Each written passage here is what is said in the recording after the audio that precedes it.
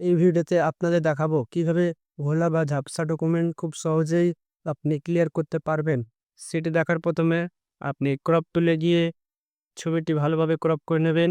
এখন এখন দেখ ক্রপ করে নেওয়া হওয়ার পর দেখুন ছবিটি একটু কালার গ্রেডটা ঠিক নয়। এটা ঠিক করার জন্য control shift B button press করে নেব। দিলেই কালার গ্রেডিংটা খুব সহজে সুন্দর হয়ে যাবে। এটা একটু সাদা করার জন্য আপনারা প্রথমত কি করবেন তা এই ভিডিওর মাধ্যমে দেখাবো। আপনারা এখানে কন্ট্রোল এল বাটন প্রেস করে নেবেন। আমি প্রেস করে নিচ্ছি কন্ট্রোল এল বাটন। তারপর এখানে হোয়াইট পয়েন্টে ক্লিক করে ছবিতে ক্লিক করে ওকে দেন ওকে করে নেব। এখন দেখেন লেখাটা একটু সাদা হয়ে গেছে।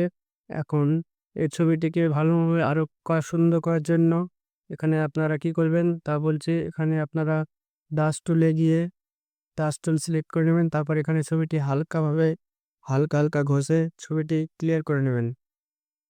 আমি ক্লিয়ার করে নিচ্ছি।